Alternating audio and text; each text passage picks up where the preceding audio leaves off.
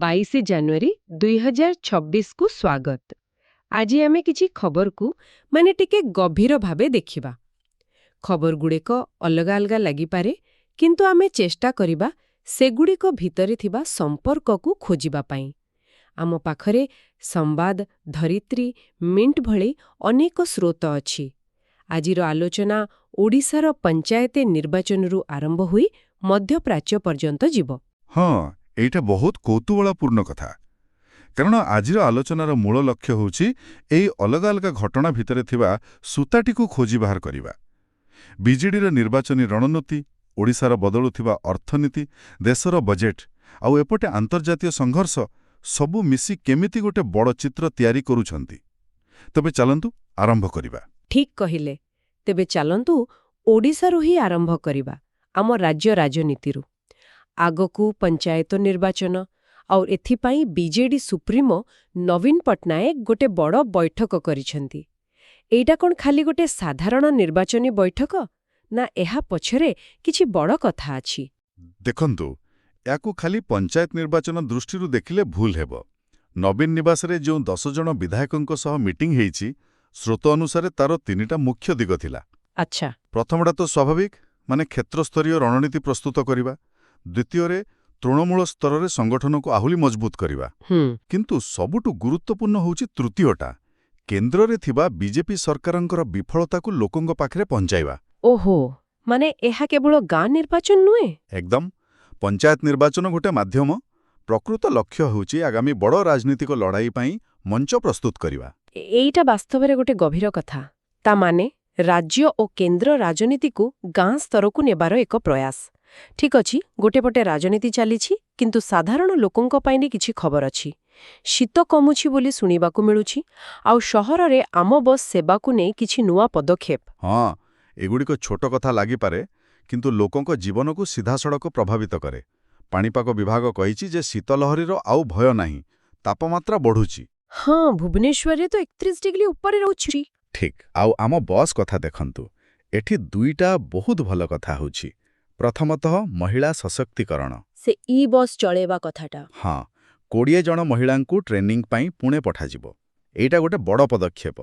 ଆଉ ଦ୍ୱିତୀୟରେ ହେଉଛି ଯାତ୍ରୀଙ୍କ ସୁରକ୍ଷା। ସେ ଆଲକୋହଲ ପରୀକ୍ଷା କଥାଟା। ଏକଦମ। ସବୁ ଡ୍ରାଇଭରଙ୍କ ପାଇଁ ବାଧ୍ୟତାମୂଳକ।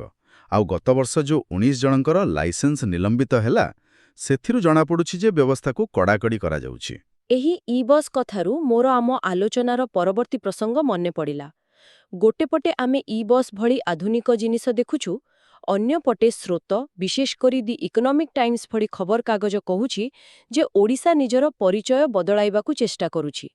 ଆମେ ତ ଓଡ଼ିଶାକୁ ଖଣି, ଇସ୍ପାତର ରାଜ୍ୟ ବୋଲି ଜାଣିଛୁ।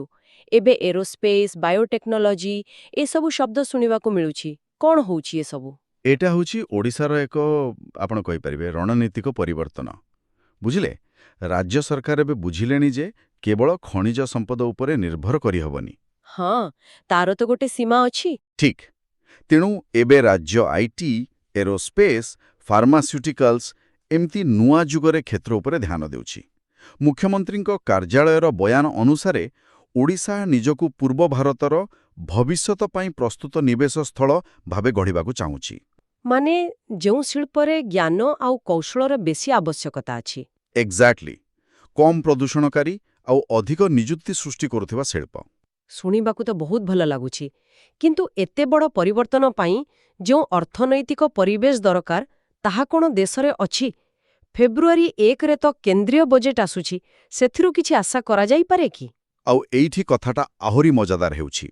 ସୌଭାଗ୍ୟକୁ ଭାରତୀୟ ଅର୍ଥନୀତି ଏବେ ଗୋଟେ ଭଲ ସ୍ଥିତିରେ ଅଛି। ଅର୍ଥନୀତିଜ୍ଞମାନେ ଏକ ମଜାଦାର ଶବ୍ଦ ବ୍ୟବହାର କରୁଛନ୍ତି, ଗୋଲ୍ଡିଲକ୍ସ ଅର୍ଥନୀତି। ଗୋଲ୍ଡିଲକ୍ସ, ସେ ପିଲାଦିନର ପରୀ କାହାଣୀ ପରି? ହଁ, ଠିକ୍ ସେୟା। ଯୋଉଠି କ୍ଷୀରି ନା ବେଶୀ ଗରମ ଥିଲା ନା ବେଶୀ ଥଣ୍ଡା, ଠିକ୍ଠାକ୍ ଥିଲା। ଆଚ୍ଛା। ଭାରତୀୟ ଅର୍ଥନୀତିର ଅବସ୍ଥା ଏବେ ସେମିତି। ଅଭିବୃଦ୍ଧିର ଗତି ଭଲ ଅଛି, କିନ୍ତୁ ମୁଦ୍ରାସ୍ଫୀତି ମାନେ ଜିନିଷପତ୍ରର ଦାମ ଆକାଶ ଛୁଆଁ ନୁହେଁ। ତେଣୁ ଆଗାମୀ ବଜେଟ୍ରେ ଭିତ୍ତିଭୂମି ଉପରେ ଖର୍ଚ୍ଚ ବଢ଼ିବାର ଆଶା ଅଛି। ରେଳବାଇରେ ବି ଖର୍ଚ୍ଚ ବଢ଼ିପାରେ, ଯାହାର ଫାଇଦା ଓଡ଼ିଶାକୁ ମିଳିବ। ତେଣୁ ଏହି ସକାରାତ୍ମକ ବାତାବରଣ ଓଡ଼ିଶାକୁ ସାହାଯ୍ୟ କରିବ। ଠିକ୍। ତେବେ ଜାତୀୟ ଅର୍ଥନୀତିର ସ୍ଥିତି ଭଲ, କିନ୍ତୁ ଜାତୀୟ ରାଜନୀତିରେ ଗୋଟେ ବଡ଼ ଖବର। ଶାସକ ଦଳ ବିଜେପିରେ ଜଣେ ନୂଆ ରାଷ୍ଟ୍ରୀୟ ଅଧ୍ୟକ୍ଷ 45 ବର୍ଷୀୟ ନିତିନ ନବୀନ, ଏହାକୁ ଆମେ କେମିତି ଦେଖିବା? କେବଳ ଜଣେ ବ୍ୟକ୍ତିର ପରିବର୍ତ୍ତନ ନା ଦଳ ଭିତରେ କିଛି ନୂଆ ହେବାର ସଂକେତ? ଏହାକୁ ନିଶ୍ଚିତ ଭାବରେ ଏକ ପିଢ଼ିଗତ ପରିବର୍ତ୍ତନ କୁହାଯାଇପାରେ। ମାତ୍ର 45 ବର୍ଷ ବୟସରେ ଦେଶର ସବୁଠୁ ବଡ଼ ଦଳର ମୁଖ୍ୟ ହେବା ଛୋଟ କଥା ନୁହେଁ। ଆଉ ସେ ତାଙ୍କ ପ୍ରଥମ ଭାଷଣରେ ଯୁବକମାନଙ୍କୁ ରାଜନୀତିକୁ ଆସିବାକୁ ଆହ୍ୱାନ ଦେଇଛନ୍ତି। କିନ୍ତୁ ତାଙ୍କ ପାଇଁ ରାସ୍ତା ସହଜ ହବନି ବୋଧେ? ବିଲକୁଲ ନୁହେଁ। ତାଙ୍କ ସାମ୍ନାରେ ତାମିଲନାଡୁ, ଆସାମ, ପଶ୍ଚିମବଙ୍ଗ, କେରଳ ଏସବୁ ବଡ଼ ବଡ଼ ରାଜ୍ୟରେ ନିର୍ବାଚନ ଅଛି। ଆଉ ଦଳର ବରିଷ୍ଠ ନେତାମାନଙ୍କ ସହ ତାଳମେଳ ରଖିବା ବି ଗୋଟେ ବଡ଼ ଚ୍ୟାଲେଞ୍ଜ ହେବ। ହଁ, ରାଜନୀତି ସହିତ ଦେଶରେ ପରିବେଶକୁ ନେଇ ମଧ୍ୟ ଗୋଟେ ବଡ଼ ଖବର ଅଛି। ପ୍ରଧାନମନ୍ତ୍ରୀ କାଜିରଙ୍ଗାରେ 7,000 କୋଟି ଟଙ୍କାର ଏକ ପ୍ରକଳ୍ପର ଭୂମି ପୂଜନ କରିଛନ୍ତି। ଗୋଟେ ବନ୍ୟଜୀବ କରିଡର, ଏହା ତ ନିଶ୍ଚିତ ଭାବେ ବହୁତ ଭଲ ପଦକ୍ଷେପ। କିନ୍ତୁ ଏତେ ବଡ଼ ନିର୍ମାଣ କାର୍ଯ୍ୟର ପରିବେଶ ଉପରେ କିଛି ପ୍ରତିକୂଳ ପ୍ରଭାବ ପଡ଼ିବାର ଆଶଙ୍କା ନାହିଁ କି? ଆପଣ ଏକ ବହୁତ ଗୁରୁତ୍ୱପୂର୍ଣ୍ଣ ପ୍ରଶ୍ନ ପଚାରିଛନ୍ତି। ଦେଖନ୍ତୁ, ପ୍ରକଳ୍ପର ମୂଳ ଉଦ୍ଦେଶ୍ୟ ତ ଭଲ, ବନ୍ୟପ୍ରାଣୀଙ୍କୁ ସୁରକ୍ଷା ଦେବା। ଯେଉଁ ରାଜପଥ ଯାଇଛି ସେଥିରେ ଦୁର୍ଘଟଣାରେ ଅନେକ ପଶୁ ମରୁଛନ୍ତି। ହଁ, ସେ ଖବର ଆମେ ଦେଖୁ। ଏହି ନୂଆ କରିଡର ଏକ ଉଚ୍ଚସ୍ତରୀୟ ରାସ୍ତା ହେବ। ତା ତଳେ ପଶୁମାନେ ନିର୍ଭୟରେ ଯିବା ଆସିବା କରିପାରିବେ। କିନ୍ତୁ ଆପଣଙ୍କ ପ୍ରଶ୍ନର ଉତ୍ତର, ହଁ, କିଛି ପରିବେଶବିତ୍ ଚିନ୍ତା ପ୍ରକଟ କରିଛନ୍ତି। ସେମାନଙ୍କ ମତରେ ନିର୍ମାଣ ସମୟରେ ଜଙ୍ଗଲ ଉପରେ କିଛିଟା ପ୍ରଭାବ ପଡ଼ିପାରେ, ତେଣୁ ଏହା ଉପରେ ନଜର ରଖିବାକୁ ପଡ଼ିବ। ଠିକ୍ ଅଛି।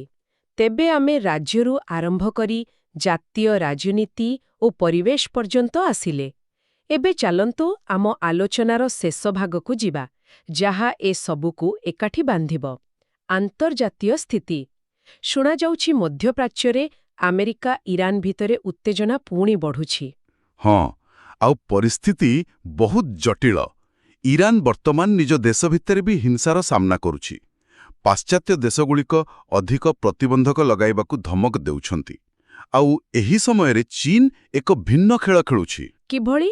ସେମାନେ ସ୍ୟାଡୋ ଫ୍ଲିଟ୍ ବା ଛାୟା ଜାହାଜ ବ୍ୟବହାର କରୁଛନ୍ତି। ଏହି ସ୍ୟାଡୋ ଫ୍ଲିଟ୍ ଜିନ୍ସଟା କ'ଣ? ଏହାକୁ ଟିକେ ସରଳ ଭାଷାରେ ବୁଝାଇବେ କି? ନିଶ୍ଚୟ।